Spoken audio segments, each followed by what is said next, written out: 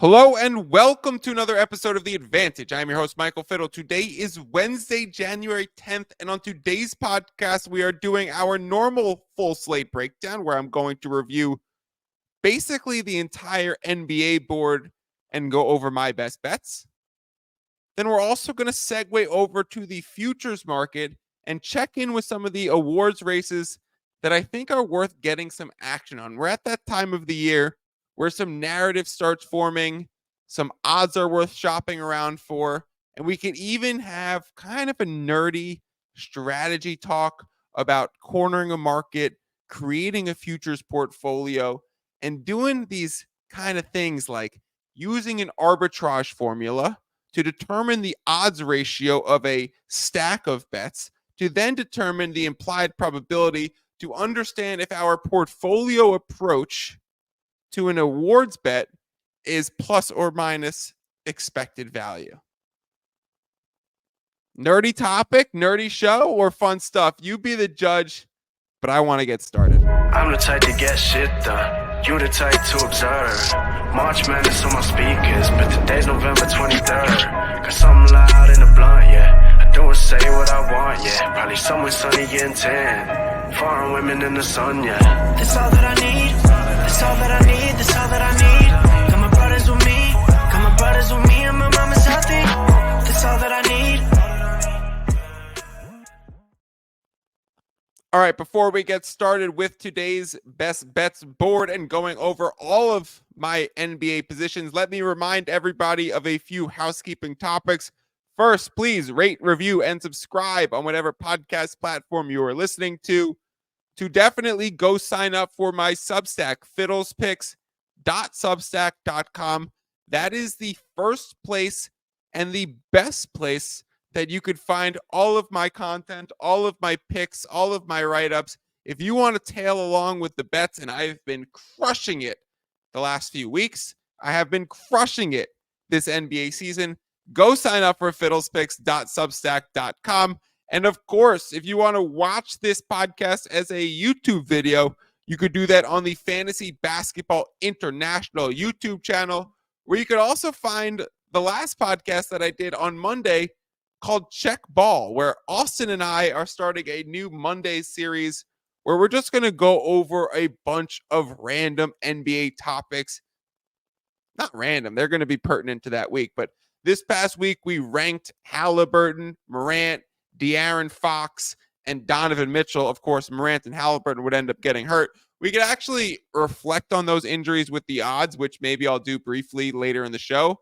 We also talked about which coach is going to be on the hottest seat, checked in with the trade market, made some changes to the in-season tournament. It was an awesome show, so go check out Check Ball. You can find it on the Advantage feed or on the Fantasy Basketball International YouTube channel. Okay, like I do every week, I'm going to share the FanDuel odds screen right now and bring it up because I think that is the best place to follow along with the show. I am going to go over all of the games as they are presented on the board. I will tell you where my action is and the numbers that I got. I will be sure to point out if you could still find those at another book if it's not FanDuel. Okay. To start off, and we're going to do this slate breakdown first, and then we'll get into the nerdy future stuff. To start off, the San Antonio Spurs are visiting the Detroit Pistons, where this line opened as a Spurs minus 2.5. Real sharp action came in, swooped those numbers up, and universally went to 3 or 3.5 pretty much at all books. That was the point at which I swooped in and grabbed San Antonio Spurs minus 3 as my first best bet of the day. Now, it was a very small bet, but I'll tell you why I did it. First, the line movement indicators, the splits that were coming in, and those normal things that I track were showing their signals that this is a sharp spot. Second, this is a really good matchup. The reason why it's a sharp spot, the reason why we're backing the Spurs as a road favorite is because the matchup really suits the way the style of play of the Spurs and really works against the Detroit Pistons. Now, try and explain it really quick. The Spurs have started to play with more of a point guard. Seems like point guard Sohan experiment is dwindling in its minutes. It also seems like Wemby's being featured more at the 5. Less of the Zach Collins-Wemby pairing, and we're seeing more control on offense and better movement, rotations, and rim protection on defense. Like, how many games is Wemby getting 5+ blocks a game right now? It's insane. So now you go against the Detroit Pistons, who have really tried to force the 3-point ball the last few weeks, really playing with pace and trying to put up a lot of threes, but they don't shoot with good efficiency.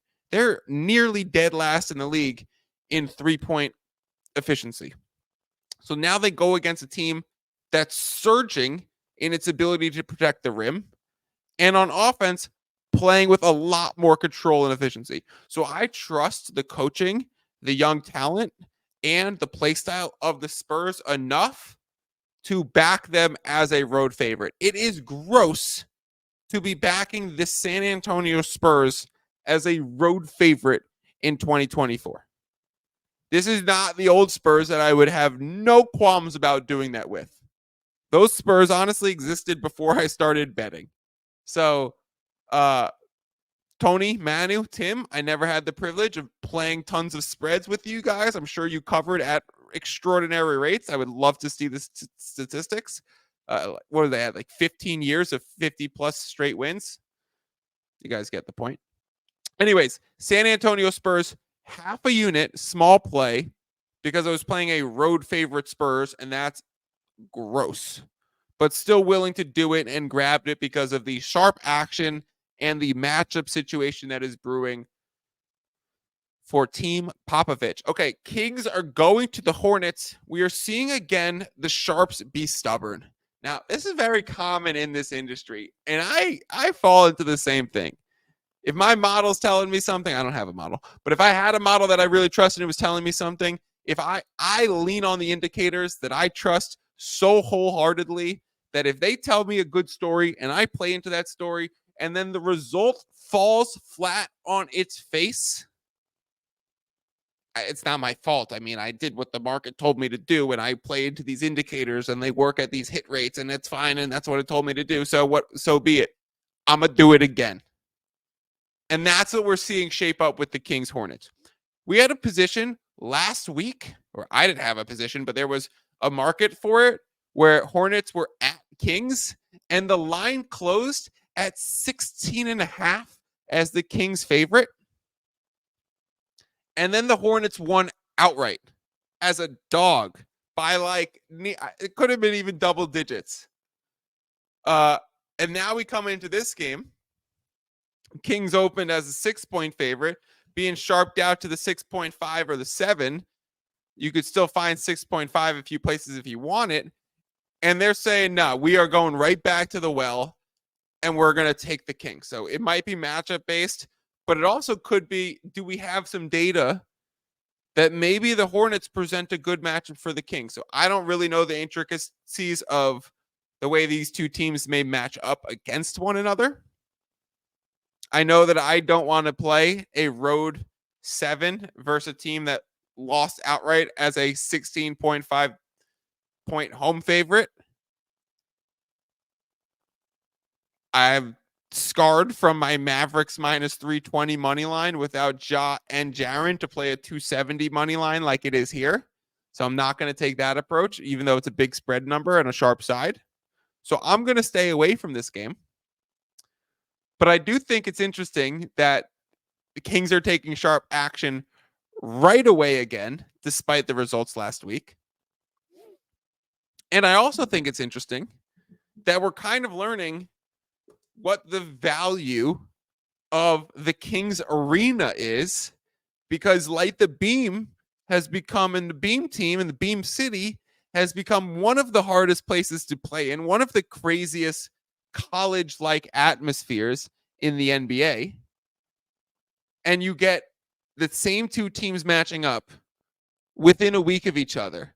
And at one place, the line closes at 16.5, and here it's closing at, seems to be shaping up to close around 7.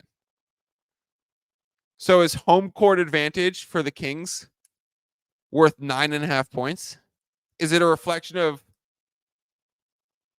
a strong home court advantage and they got it wrong and it probably shouldn't have been 16.5? It should have been 14.5 and then bring it down to 7. So it's a 6.5 home court advantage. It is interesting to think about. We could also use those pricing philosophies to talk about some of the injuries. And I want to do this briefly because I don't want to belabor the Halliburton Morant stuff too much anymore. I feel like I've made my point pretty clear on that. Call 12, baby. But Pacers is a 7.5 point favorite. And the over-under still being at 252 without Halliburton being present for this game shows you what the market thinks of his impact. What would he be if it was playing? There'd be a 9.5 point spread. Do you think it'd be double digits? What would the total be? 253.5, 254. It would probably be right around there. We've seen him be called out for numerous games. The total drops and then starts ticking right back up again. And those games are still really high scoring and really high pace. Whereas on the flip side, we had the Mavericks as a minus 2.5 home favorite. And then Morant was out and it went to 6.5.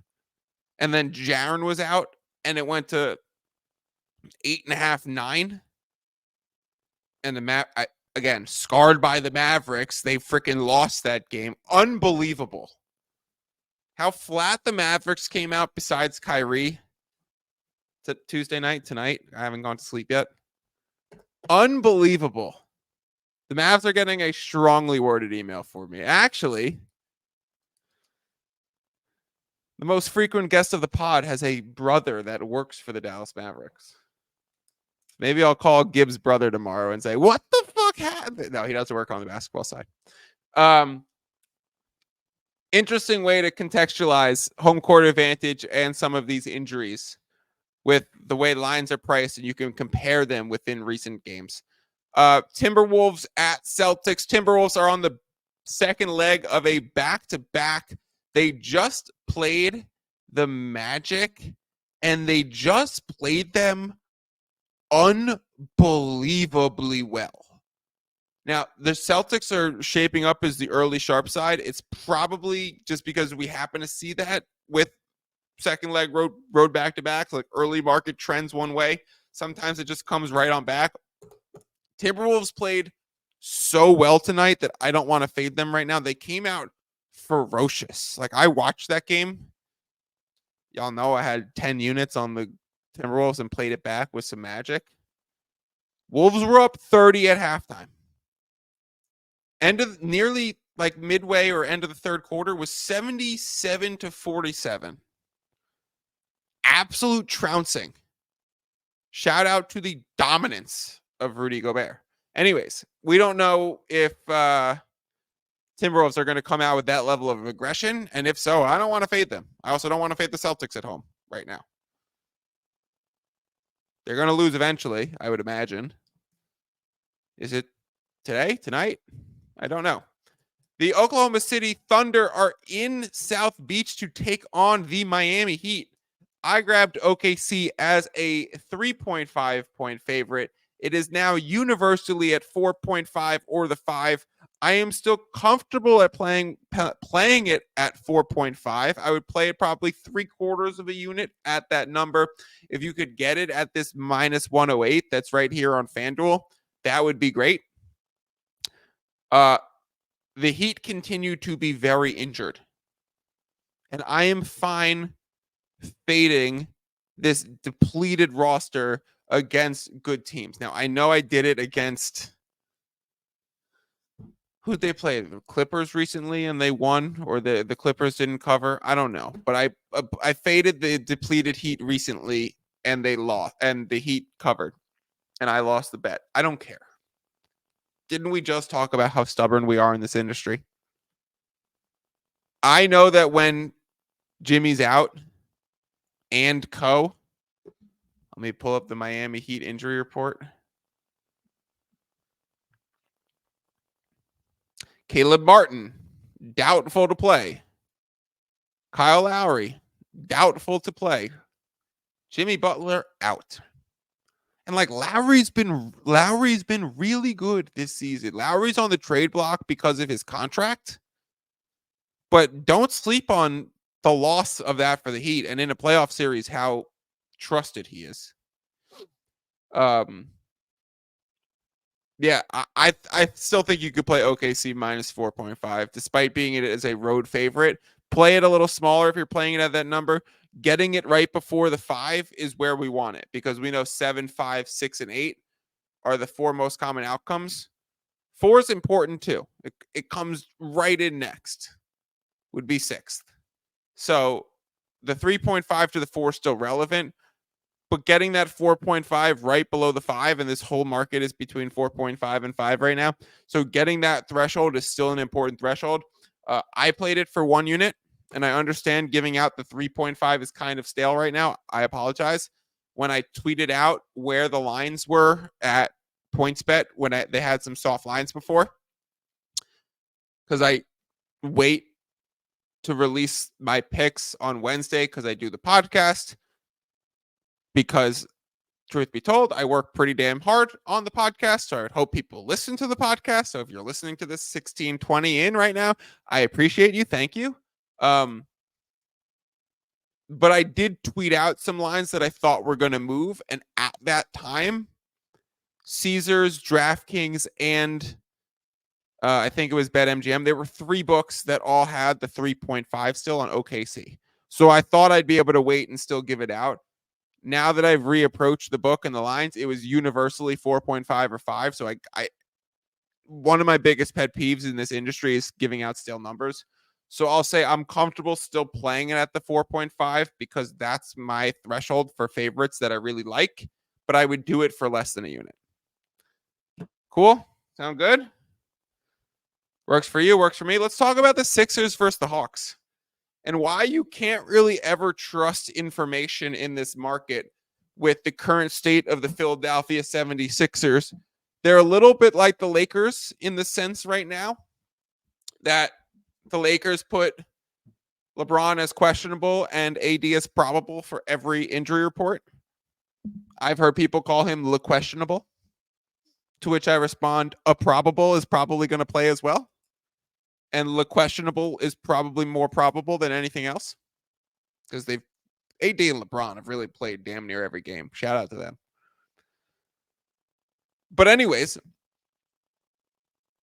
you see hesitations in the line movement with the Lakers because of the uncertainty or theoretical uncertainty of their injury report.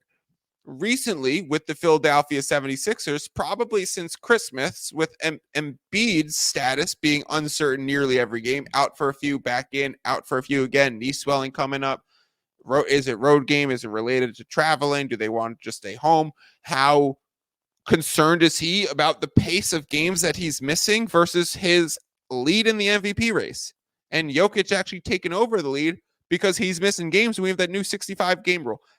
All of this has led us to be uncertain as to Embiid's status on a game-to-game basis. We pretty much get the pricing as he's probably going to play the next game recently. That's how it's been coming out. And then we've been getting news that he's out. So then the line moves hard, and then the splits start to show up, and the splits really favor the other team, and it seems like real sharp action if you start looking at betting splits and line movement and things that we really prioritize in our handicapping process. And we say, oh, this is a clear Atlanta Hawks sharp side. But in reality, it's more of a news break with Embiid, a repricing of the line, and probably a handle that shows people pounded that line when they caught the news break early. And now this is being repriced and probably no one's touching it right now. So the splits are going to show Hawks sharp side. Is that really true? No. So we tell ourselves a story of what's happening. We bring in all of these indicators. So we don't actually know what's happening. There are times I do. Some of us know this to be true. There are times I do know actual sharp sides where I know a sharp group played this line. I'm like resisting the urge to give out examples. Kansas City this weekend. And then you'll see a line move. Other cases, we are putting together a story based on indicators to help us tell us where these sharp groups are hammering. And then we want to find those spots in the market and sit with them at the dinner table. And we're all eating, baby. That's the goal. Kansas City. It was the Chiefs. I was talking about the Chiefs, guys. We'll do NFL later this week. All right, let's talk about let's quickly talk about the total in this game. This is also one that I gave out via the PointsBet thing, and it's already moved from over under 242.5 to 245. I saw everywhere else. The reason why I played the over 242 and I played it for one unit, I saw every other book at 244 or 245, and I saw books with 244s in their splits taking large over positions. So I thought, okay, those are going to go to 245. Some of those are now at 245.5. So this one might go. This one, I don't really think a Hawks 76ers has super room to go. I wish I bet it more, having already be 3 points of movement. Do I wish I had 3 units on this? Yeah, I do. I only put 1 unit at the time because I didn't know how much this market would shake out. I thought it would land at the 244. I would no longer bet this. That's the point I wanted to make. I would no longer bet over 245 because that's not tailing me. I'm not playing Hawks 76ers over 245 or over 244. I'm playing Hawks Sixers over 242.5 because there's 245s on the board. I'm not playing over 245 because I think the game's going over 245. Remember, I don't play sports opinions, baby. I play numbers. This is a market and a game within a game. Okay, let's talk about I'm going to skip Bulls Rockets.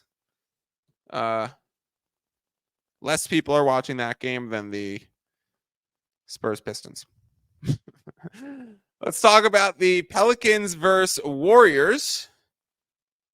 We have confirmed news. Well, we know Chris Paul got the surgery, so rest up, CP. We know Draymond is still going to be out with coaches' decisions. And now, normally I'd be a little bit saying, okay, he got into full practice. Like, is there a chance that Draymond actually just comes back and plays? Not off this one, guys. We know how I think pretty much everyone, in my personal opinion, has taken this one a little bit blown out of water. It's like a little bit, we're making too big of a deal out of it. But since we are making too big of a deal out of it, I don't think Steve Kerr is just going to say, oh, I knew I said I wasn't going to play him, but now I will. I don't think that's happening. So I think we know that Draymond's going to be out this game. He's listed as out. And I think we have obvious confirmation that CP was going to be out because he just had hand surgery.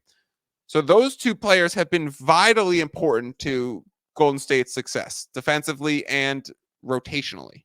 Defensively for Draymond, rotationally because CP's played a lot of time with the Golden State bench unit and done really well. Without those two, with Clay struggling, with Steph struggling, the Warriors look like a disaster. Now, these line opened a few different places relative to the one. And when you see some places opening it at +1, +1.5, other places opening it at -1, it's not that valuable, right? Because even though it goes +1, 0, -1, there's two numbers between it. In a basketball gambling sense, there's only one number because 0 is not an outcome possibility in the NBA. It's a number in real life on the digit scale, but it's not an outcome that we can have in this gambling market. So it's really going from -1 to 1. So it's only 1 point of movement. It's also the 11th most common outcome in NBA games.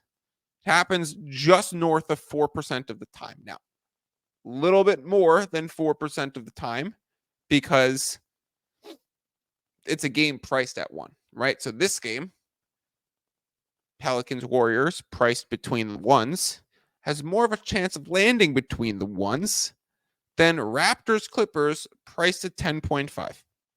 That should make sense. You can weight these spots a little bit additionally beyond their outcome frequency based on where they are priced and where they are moving. How you weight those, if you figure it out, come let me know and we can compare numbers. Okay. So I noticed for this game, PointsBet opened it at plus 1.5. DraftKings opened it at plus 1. I think it was like Caesars that opened it at half a point. And then there was a few of them that opened it at -1. And the few of them that are generally ones that I trust more. Like FanDuel, generally trust more. They're generally ahead of movements a little bit. Let's see. Pulling up. FanDuel's now plus 1. So maybe I was wrong this time. And it was Bet Rivers before, which is at -1, which is now a plus 1. So I was wrong before. I put 1.5 units on this line because I really liked. Oh, wow. And now PointsBet is at -1.5. So they all flipped. Very interesting. This is a really funky board right now.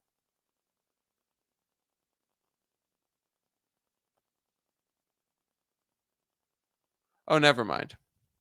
Sorry. I clicked Warriors. So Pelicans is still -1 at FanDuel. Pelicans is plus 1.5 at PointsBet. Plus 1 at DraftKings. Plus 0.5 at BetMGM. And -1 at FanDuel. Guys, I'm sorry. It is completely like I thought it was originally. I had clicked the Warrior side and was seeing different numbers than I was working off of before. But that was for the other side, and it's showing the best numbers at different books. So we also had -1 at Bet Rivers and FanDuel, which were the ones that I trust more. It is still -1 at both of those places. I apologize for the confusion. So I grabbed the best number that I could, the PointsBet plus 1.5. It is still there at -110 as I'm talking right now. I could pull up that tab. And I played it for 1.5 units. Now, clearly, there's discrepancy in the market and the ability that this might go, especially with the Warriors' injuries and the Warriors slumping and the Pelicans playing really good basketball right now. There's a chance that it would go and get a few points of movement. So when you're seeing those things, like if I normally saw a 2-digit discrepancy between 1.5 and 1, that's like technically 2.5 digits of discrepancy in the market. If I were normally to see that, I would absolutely hammer the line. It would be another 10-unit lay. It would be take out Thor's hammer and whack it like whack-a-mole. But then if you're contextualizing it to it's 2.5 digits of movement, but in the basketball gambling world, it's not. It's 1.5. And it's not valuable numbers. And I'm backing the road team in the Chase Center where the Warriors have historically been a really good home team. So all these things line up where I don't think this line's going to go. I really do like it because I really like the way the Pelicans are playing. I really like the way this is priced at multiple books. So I still played it for 1.5 units. It is my biggest bet of the night. But this is not a spot, despite the indicators coming in, that I expect to go and play back because the number is not as valuable as that OKC -3.5, -4.5, which are relative to 4, 5, 6, 7. Those numbers happen a lot more frequently than a 1 or a 0, which is physically impossible. So for those reasons, I bet it for 1.5 units. I also did not bet hold on, let me pull up this points bet screen. I also did not bet the money line because look at this.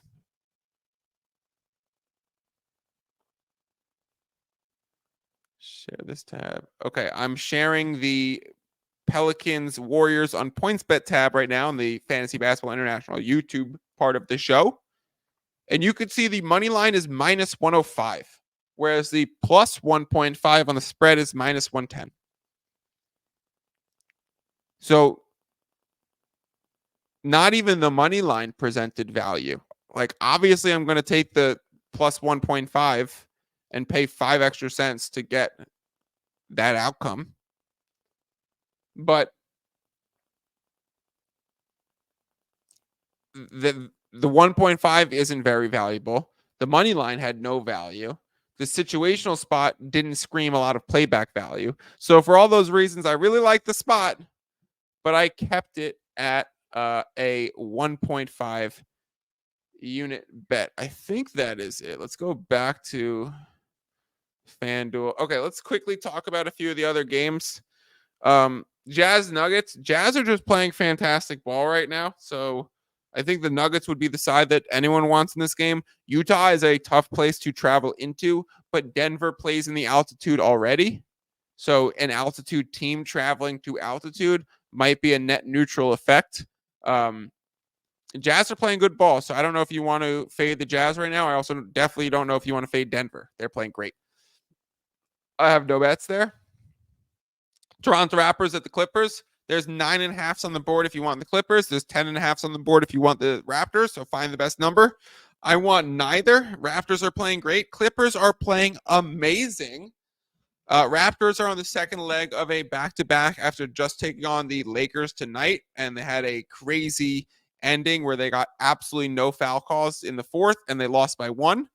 And their coach, Darko Rajankovic, was going absolutely crazy in the post-game presser. Go watch that clip. It was kind of funny. But anyways, Raptors are a very youthful team and playing well with the new pieces. It is tomorrow night, the night that's finally like, okay, they get smacked back down to earth a bit by a Clippers team that's full of savvy vets who are also playing amazing together. Maybe I don't want any part in it. At least, even though it's a back-to-back, it's going to be a no-travel back-to-back for a young team on a Tuesday to Wednesday night. Like, I don't think the boys are going out in LA. They probably might be going out in LA tonight. Okay. That is our slate breakdown portion of the podcast. So I'm going to stop sharing the screen, make my beautiful face big screen again. And I want to talk about NBA awards races and NBA futures bets.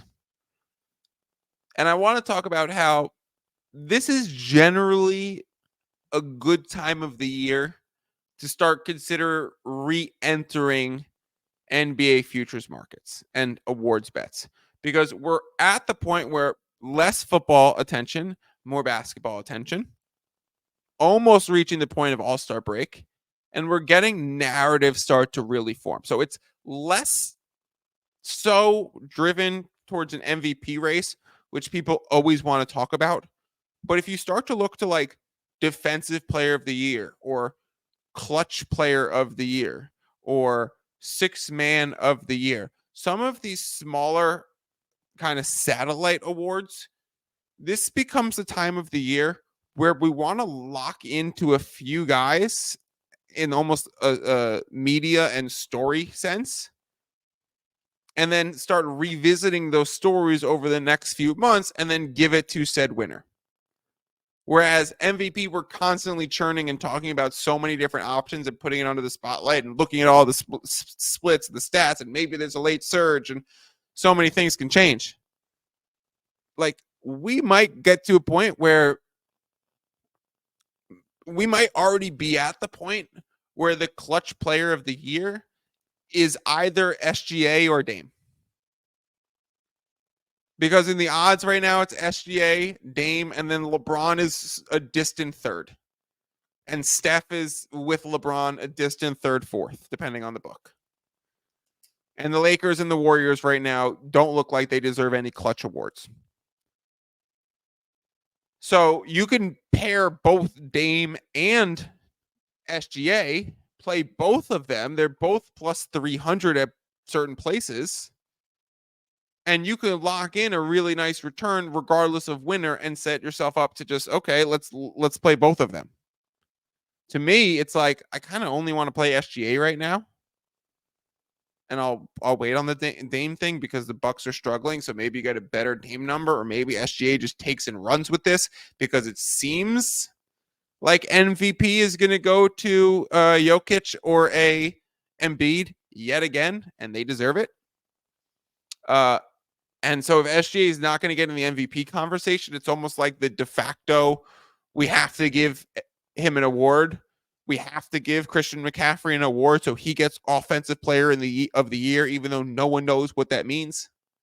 Okay, SGA has to get an award. The Thunder season was so special. He is absolutely amazing. He gets clutch player of the year, even though nobody knows what that means.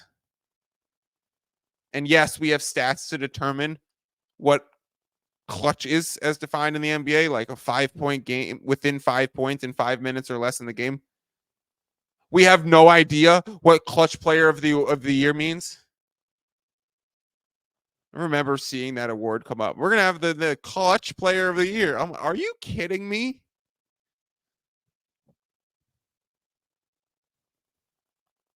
Then I got over it quickly.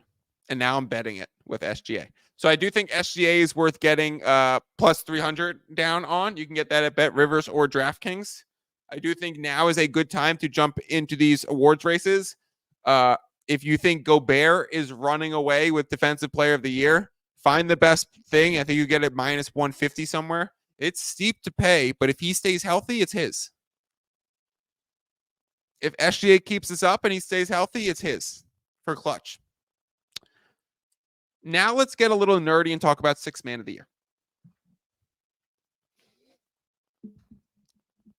Do you know who the lead candidates are right now for Sixth Man of the Year?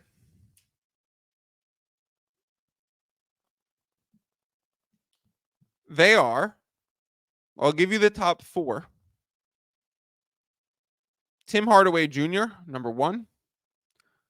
Atlanta Hawks, Bogdanovich, Bog. Number 2, my God, Bog is my guy. He often gets bunched in the Grayson Allen type of player. Don't at me. He could be the number 3 on a title winning team. He's more of the Kuzma type of player. Everyone was just freaked out at me saying Bog could be 3 on a title winning team. And then I compared him to Kuzma, and everyone's like, oh, yeah, that's a fair comparison. And Kuzma was the 3rd on a title winning team. Fellas. So Bog comes in number 2. Austin Reeves and Malik Monk come in at 3 and 4, switching positions based on the book. Now, I saw this and thought, who else do I like on this list? Who else and I'll pull it up at FanDuel right now. Who else am I considering for Sixth Man of the Year? Are these 3 candidates clear-cut candidates? And we saw coming in with 5th, 6th, 7th in the award and so on, all at 10-1 or beyond. Guys like Cole Anthony was up next. Benedict Mathurin. Bobby Portis. Naz Reid. Norm Powell. And I said, I fear no one in that group. Nobody.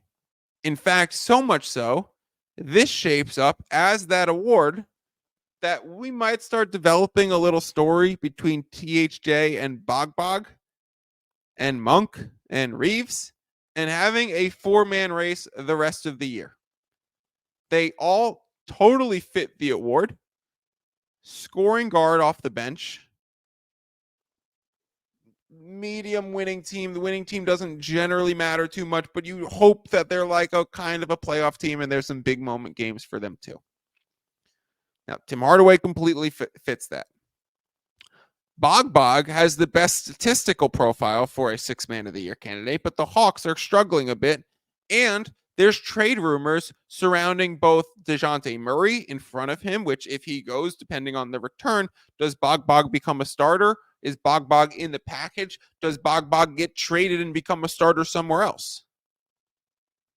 There's rumors with the Mavericks with THJ. I don't think THJ is going to get moved, but his contract sets it up where he might. Malik Monk is very locked into his role. I think that one's pretty secure. And Austin Reeves doesn't seem like they're in trade. He's being included in the hefty amount of Lakers trade rumors that you're going to get every January as long as LeBron James is on the team or as long as they play in Los Angeles. But they might bring in, they do seem like they are going to bring in somebody. So when they bring in somebody, Reeves's usage is only going to go down again. And he's having relatively a down year, down usage after what he did last year in the postseason and then on Team USA in the FIBA. The FIBA. That's exactly what it's called. In the FIBA. So I don't really care for Reeves. I'm more focused on Tim Hardaway Jr., Bogdan Bogdanovic, and Malik Monk. And so I said, okay, let me create a 3-man portfolio out of these guys. And now let's get a little nerdy about how I did it, what I did, and what I'm thinking about in my brain to know if this is a smart mathematical situation and what I'm paying for by stacking different odds profiles together, how to know how to ratio them up and go about the whole process. First thing first is identify your candidates. We did that. Bog, THJ, Malik Monk. Do they fit the criteria for the award? Yes. Have we reached the time of the season where that narrative might form? Yes. Do we have candidates on the outside looking in that scare us? No. So we have a good grouping on the award where we feel like we could corner this award with 3 of them. Now we go line shopping. Where are the best lines for all of these players? Now I'm going to do it again, even though I've submitted my wagers and I'll tell you where my odds are, but let's find the best ones and make sure they're all still there.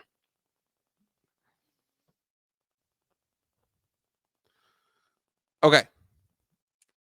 Good, because the DraftKings on Tim Hardaway moved, but at Caesars it's still there, and I did it at Caesars. For Tim Hardaway Jr., you can get plus 350 at Caesars. Go do that. For Bog, you can get plus 475 at DraftKings. Go do that. And for Malik Monk, you were able to get plus 700 at BetMGM a few days ago, and now it's plus 500. However, I am seeing it at Caesars at plus 1,200. So definitely go check because you might be able to get better. You might be able to get slightly worse. For the sake of this discussion, you will still be able to do it with plus 500 if that's what it is. You could still go through the exact same process that I'm going to do to determine how much you expose it. Or if you do get plus 1,200, you could still definitely do it with that at an even better odds. So go check out where you have that. So you line shop, you identified your candidates, and then you've identified the places where the lines are best, and you have the numbers. Now, what we're going to do with these numbers, the numbers being the plus 350 for THJ, plus 475 for Bog, and plus 700 for Malik Monk. What we are going to do with those numbers is put them into an arbitrage formula. Now, I talked about our arbitrages a few weeks ago on the podcast and in the Substack. It was a Cavaliers Hawks game where I saw supreme differential between two books, and I played them against each other on a money line basis and locked in a 9% ROI arbitrage. And I was talking about arbitrage, and someone reached out to me. It's like, Mike, what do you mean when you're saying this arbitrage situation? Can you explain it a little bit? Dale, I hope you're listening to this because this is for you, buddy. You guys think it's Handsome Dale from The Bachelor? Handsome Dale, thank you for listening. Good looking dude, Dale. All right. So, arbitraging in sports betting is when you're able to play something with a fixed outcome, like who is going to win said game between the Hawks and the Cavaliers. Either the Hawks or the Cavaliers, right? And there's no ties in basketball. As long as that game's being played, one of those teams is going to win. It is a fixed outcome situation. Now, if we can find lines that we have plus money on both sides or a plus number that is higher than our minus number. So we have minus 120. Do we have plus 121 or more? If we have minus 110, do we have plus 111 or more? Because then we could play both of those lines as long as they are fixed outcome where one of them is guaranteed to win, and we could set ourselves up in the way that we tilt the exposures into these lines so that no matter what happens, you are profitable. And sometimes you see these spots like that Cavaliers Hawks game. I saw like a plus 180 somewhere and a minus 120 somewhere else. So I just literally unloaded into both of those lines as much as I possibly could because I knew it was a fixed outcome that was happening the next day and one of those was going to win. I would just have to transfer some money from one account to the others. Right? It was a guaranteed win. That's what an arbitrage is. But using an arbitrage calculator, right? Because cornering a market with playing into these futures positions and grabbing Bog, THJ, and Malik Monk, let me be clear, guys. We are using an arbitrage calculator. This is not an arbitrage. This is not a fixed outcome situation where one of these three candidates is surefire going to win. Cole Anthony could win this award. Cam Thomas could win this award. Benedict Mathurin could win this award. Karis LeVert could win this award. Right? But why do we use an arbitrage calculator? Because the arbitrage calculator, if you use these odds as inputs into them, into the model or the formula, will spit out a result of how you tilt your exposure so that you are locking in profit equally through all three lines. And so when I plug it into an arbitrage formula, now I could go over the arbitrage formula, but nobody wants me to do that while listening on a podcast or watching a video of me. Go look it up online. Better yet, just Google an arbitrage calculator. I have the formula myself. I use an arbitrage calculator instead because I don't want to be putting in, it's like multiple fraction ratios when you're multiplying them together. And it's like, why even bother doing that to find the right results when you could just go to a calculator online and it makes it really easy where you just have to type in the odds you're getting and what your total risk you're willing to do is. Right? And then it'll spit out, okay, this should be how you divvy them up. So I put these three into an arbitrage calculator. Plus 475, plus 350, plus 700. What was my risk? I put 3 units. Let's assume we're going to be roughly 1 unit on each. Should I divvy this up? And the calculator told me, said, Mike, you play 1 unit on Bog's plus 475. You play 1.27 units on Tim Hardaway Jr.'s plus 350. And you play 0.72 units on Malik Monk's plus 700. And the net result of any three of those winning in an arbitrage situation would give you a 91.88% return on investment. Now, that means between having 3 units of exposure, I am going to bring back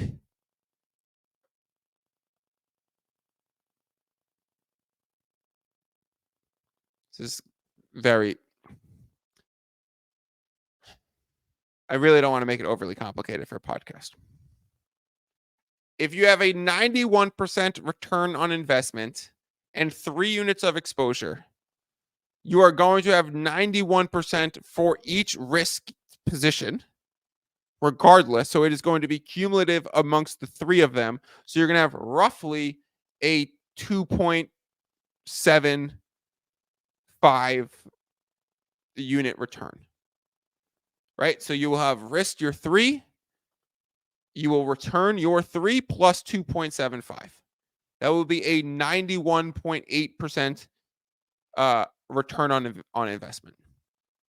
So now we can use those risk versus reward with the ROI, getting this 91.88 and using an arbitrage calculator not only allowed us to correctly weight the ratios between the lines that we're playing, it also allows us to have a total risk between the 3 positions and a max reward, which is regardless of which of those positions, what is going to be your reward. And in this case, they're all the same because we've arbitraged them to be equal.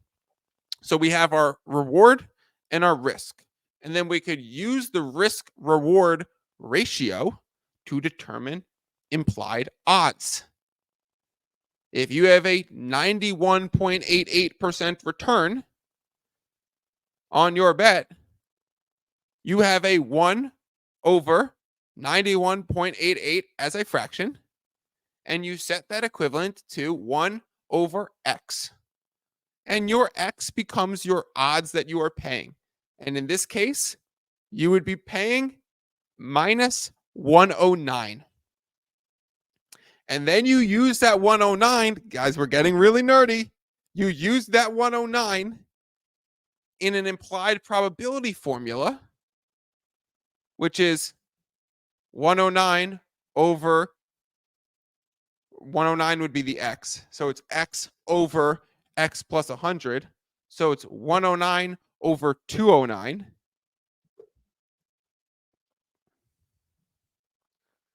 And you get 52.15. 52.15 is the implied probability you are paying for the group of 3 tickets in a stacked futures portfolio. So what the fuck did I just say? What I'm saying is the combination of Bog, Timmy Hardaway Jr., and Malik Monk. The combination of the 3 of them, in my opinion, is higher than a 52% chance to win the award. Because I understand we are at that point in the season where they all perfectly fit the criteria. We have very weak candidates on the other side of them. We have about 50% of the season almost done with, and we are narrative building and stacking a portfolio. In my opinion, we are north of 60 to 65% that it is one of these 3 players. I'd even go higher, but I'm going to conservatively not. Now, we also have to consider that even though you have a nice positive expected value on this bet, depending on what you think it is, depending on what you think the probability is, minus the implied odds that you're paying. So if you think this is a 65% chance of hitting and you're paying 52% chance, your expected value is 13%. The difference. So many formulas on this fucking episode. I am sorry. I hope I make it fun.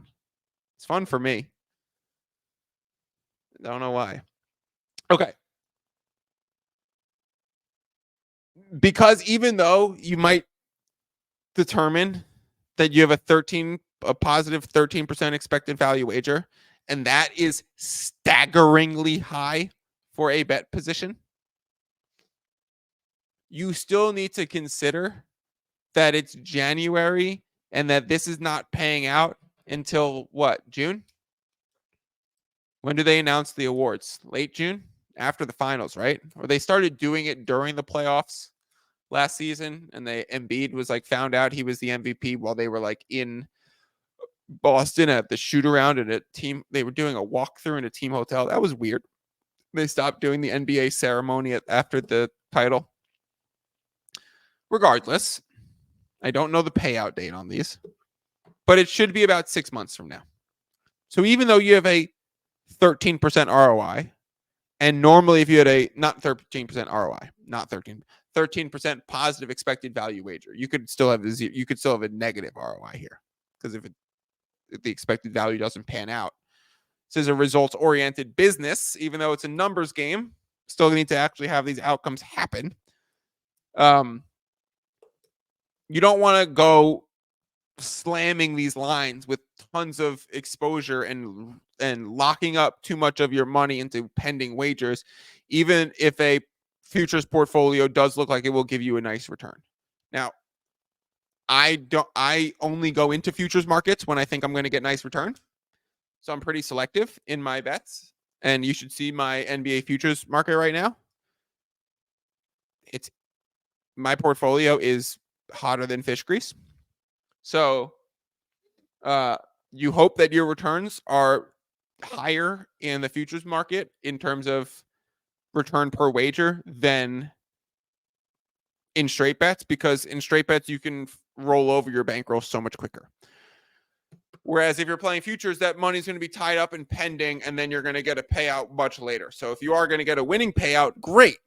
But could we have used all of that money and rolled it over quicker and made more? So like if I look at my NFL futures portfolio, like today I realized that I actually won instead of lost on a Derek Carr season-long touchdown prop, because I thought I lost it because I wrote 25.5 in my tracker, but it was actually 21.5. And I tweeted out and typed in the Substack and everything 21.5. I literally, the only place I wrote it wrong was in my like Excel tracker. And I go into my bankrolls and my accounts on the different sites, and I realized one was higher than I thought it would be. And I was going through the graded wagers, and I realized the Derek Carr was a win. And I was like, wait, what? And I saw it was 21.5. So that was really nice. I forget where I was going with this, but it was 3/4 of a unit, so 0.75 unit that I switched from loss to win in my tracker. But if I'm looking at it now, because I've turned over my bankroll a bunch in the last few months since NFL season started, and I placed that wager in the offseason, that 3/4 of a unit, even though it goes in my tracker as 3/4 of a unit, it's not what my current 3/4 of a unit is, because I've been winning and scaling up. So the tracker versus actual bankroll doesn't matter too much as long as you're tracking it consistently, so you have an awareness of how you're doing and you could self-reflect and self-evaluate. But in terms of determining your unit size, as long as you appropriately find the right times to recalculate, okay, let me find what my 1.2% of my account is to reestablish my unit price right now. Okay, I've been winning a lot, so let me reestablish my unit price. As long as you're doing that check with yourself occasionally, it doesn't need to be by the book when you reach this X unit. Like it's negligible difference. I understand from a content perspective, now that I give out picks, I like to have my records really clean, because I don't want to seem like one of the touts or one of this or like all this stuff. Like the whole reason I got in this is because I hated what I saw. So I definitely don't want to become one of those. So I'm very process oriented and detailed in the way that I track things.